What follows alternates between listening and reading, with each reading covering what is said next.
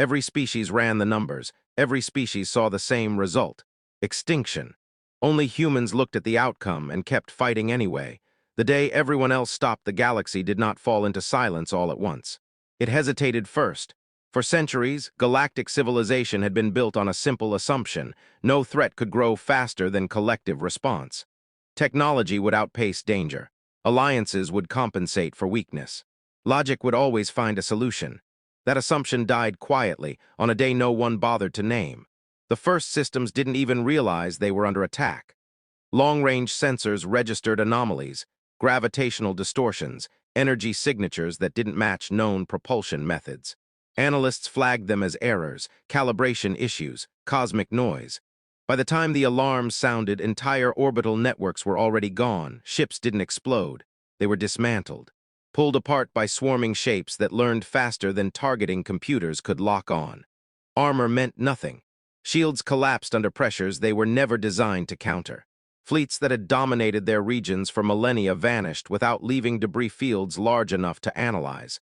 The galaxy called it many things at first: an invasion, a natural disaster, an extinction event in motion. Later it would be called something simpler: the end. The strongest species reacted first and fell first. The Velthar Imperium deployed 3 grand armadas in perfect formation, their commanders confident in doctrine refined across 10,000 wars. They advanced methodically, firing in optimized cycles, adjusting patterns as enemy behavior shifted. The enemy adapted faster. By the 7th exchange, Velthar weapons were being neutralized mid-flight. By the 12th, Velthar formations were collapsing under counter-patterns copied from their own maneuvers. Imperial command ordered retreat. No ships made it out. The galaxy watched in disbelief as power failed where it always had succeeded. Trade routes shut down, borders sealed. Emergency councils formed with urgency that felt unfamiliar and deeply uncomfortable. Everyone ran the numbers. Every projection ended the same way. Hope became a calculation. And the calculation said, withdraw. One by one, civilizations made the rational choice. They pulled fleets back to core worlds. They fortified what they could. They abandoned frontier systems without ceremony, labeling trillions of lives as unrecoverable assets. There were no protests, no rebellions, just acceptance, because the math was clear. Humanity watched all of this unfold from the edge of major galactic influence. They were not a dominant power, not an ancient one. Their expansion was recent, uneven, and often chaotic. Their fleets were functional but inelegant. Their politics were fractured, loud, and inefficient. Most species considered them irrelevant to the larger war, until the refugees started arriving. The first wave came from a system humanity barely traded with: overloaded transports, civilian vessels stripped of weapons and packed far beyond safety limits. Entire populations fleeing with nothing but whatever could be carried in cargo holds never meant for people. Human border stations did not turn them away. They couldn't. There was no protocol for this, so humans improvised. Civilian docks became emergency shelters. Warehouses turned into hospitals. Entire cities reorganized within days to absorb populations that doubled them overnight. Human governments argued. Human people acted. The stories followed. Worlds that went dark overnight. Fleets that vanished between scheduled check-ins. Children who had never seen a human before being carried through human streets by strangers who didn't speak their language but understood fear perfectly. Humanity listened, and something old stirred. At the same time, galactic councils reached their conclusion. The war could not be won. Containment was the only option. Survive long enough for something, anything, to change. That decision saved lives. It also ended resistance. Humanity was not invited to that decision. They were barely consulted. But they noticed something no one else wanted to say out loud. The enemy was not slowing. It was accelerating. Human analysts, less refined, less confident, but stubborn, ran their own models. They didn't have access to the same data. Their projections were rough, full of uncertainty, but they shared one conclusion with alarming consistency: retreat guaranteed extinction, just slower. The first human military engagement was not planned. A human patrol group encountered a fleeing alien convoy under attack near an abandoned system. Coalition forces had already written the convoy off as lost. There were no reinforcements coming. Human command advised caution. Human captains ignored it. 3 human frigates moved in. They were outmatched, outnumbered, outgunned. They engaged anyway, not to win, to interrupt. The battle lasted 9 minutes. 2 human ships were destroyed. The third barely escaped, its hull torn open, its engines failing. But the convoy got away. The galaxy barely noticed. It was a statistical anomaly, an emotional response, something that would stop once losses mounted. Humanity noticed. They noticed the refugees who lived, the time that had been bought. The difference 9 minutes had made, more human ships deployed, not massed fleets, small groups, volunteers, crews who understood they were not expected to return. They didn't call it a campaign, they called it showing up. Where others abandoned space, humans moved in. They fought delaying actions in systems already written off. They defended evacuation corridors that no longer officially existed. They stayed when allies withdrew, holding positions no one else believed mattered. Human losses were severe. They did not stop. Galactic observers began to notice a pattern. Human forces did not retreat at the same thresholds. They did not disengage when casualty projections turned red. They did not preserve assets the way everyone else did. They preserved people. The enemy adapted. Human losses increased. Still, they stayed. A report circulated through surviving councils after a human fleet held an evacuation route long enough for 20 million civilians to escape, at the cost of every ship involved. The final line of the report was not tactical.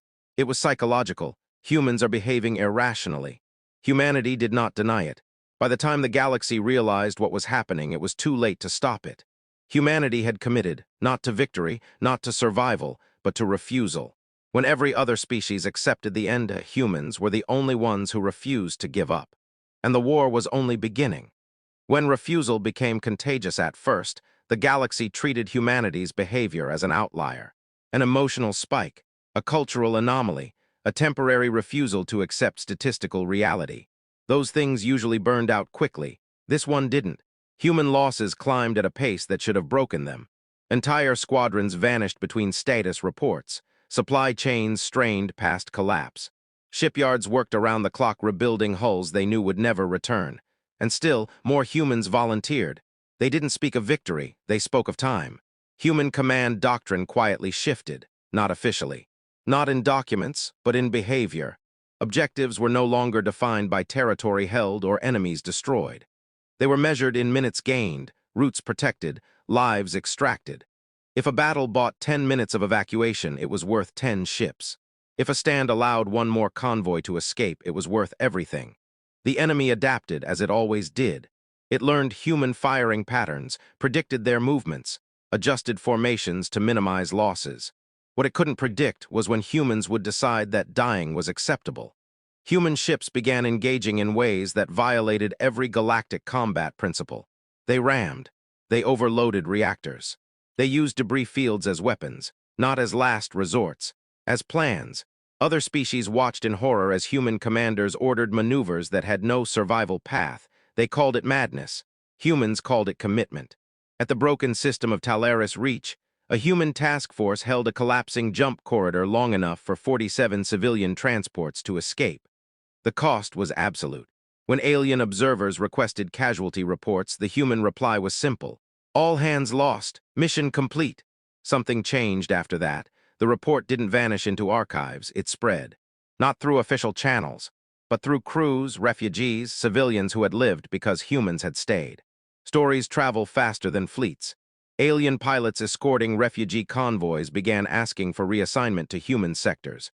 At first, they were denied. Then shortages made denial impossible. They saw it up close. Human engineers patching ships mid-battle. Human medics treating alien wounded first if they were closer. Human captains apologizing for losses they had ordered by name. Humans mourned. Then they went back out. It made no sense.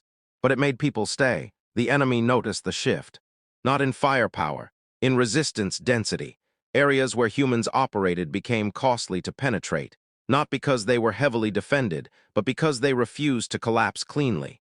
Every advance turned into a grinding delay. Every victory came late. The galaxy's strategic models began showing something impossible. The extinction curve was bending, not reversing, slowing. Humanity was changing the war. Not by winning battles, but by making defeat expensive. At the Council of Surviving Powers, debate erupted.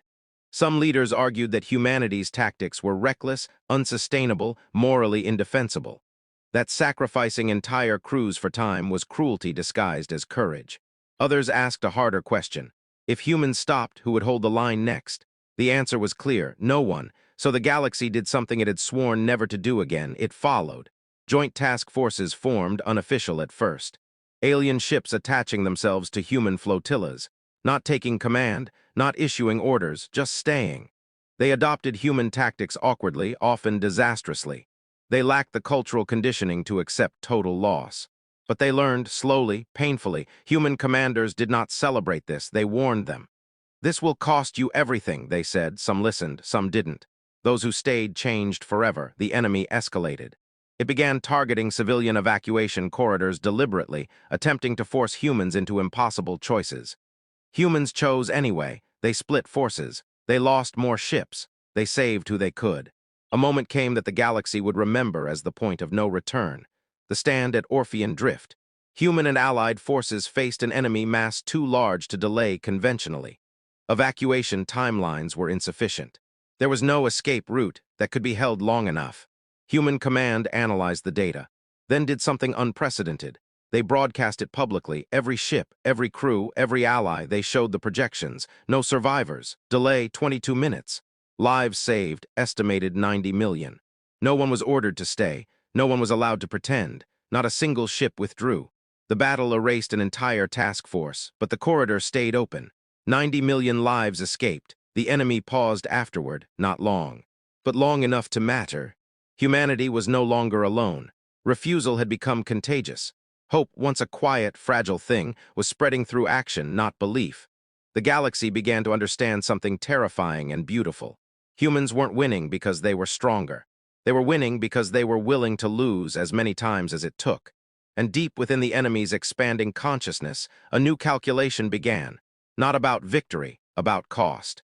The price that broke the galaxy, the enemy had always believed the same thing. That endurance had a ceiling. That loss eventually produced surrender. That every species, when pressed hard enough, chose survival over defiance. Humanity proved the flaw.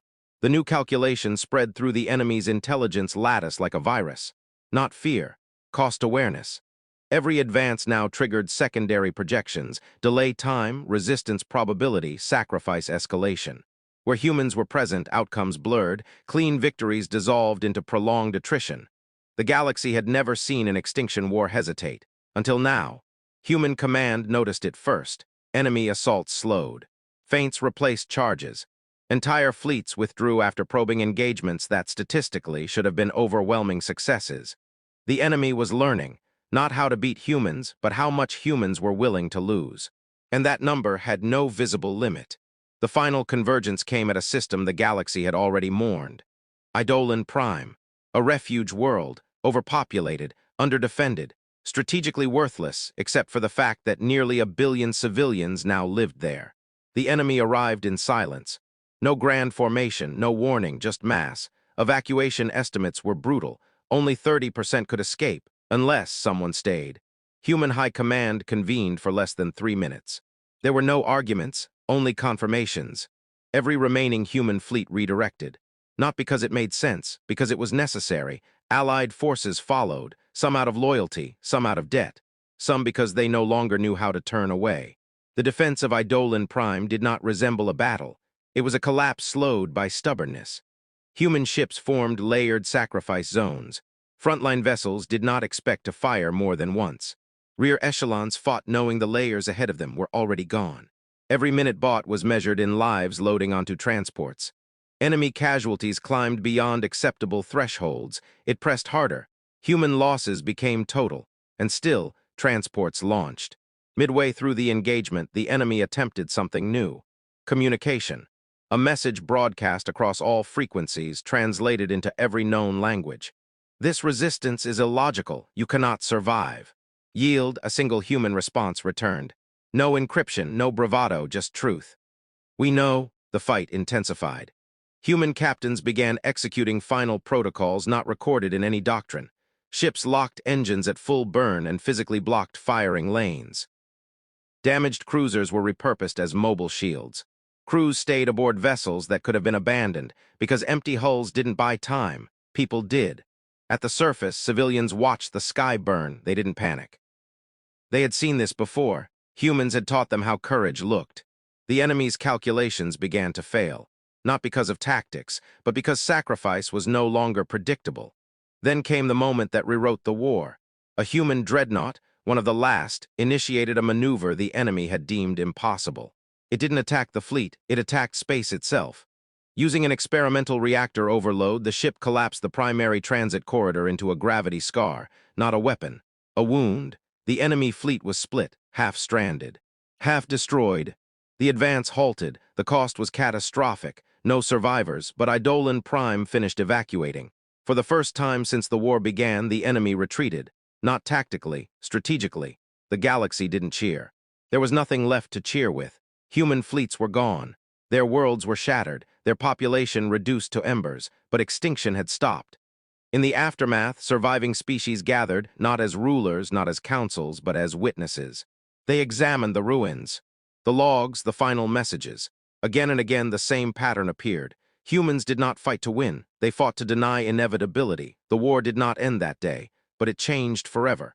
No advance came without hesitation. No assault without doubt. The enemy had learned the one lesson it could never unlearn. Some species cannot be cornered, because when you do, they don't break. They break you. Long after the last human voice fell silent, their legacy remained embedded in galactic doctrine.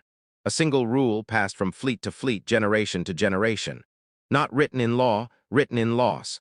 The last rule of the galaxy: never corner a human, because humanity was never the strongest, never the fastest, never the most advanced. They were simply the ones who refused to give up.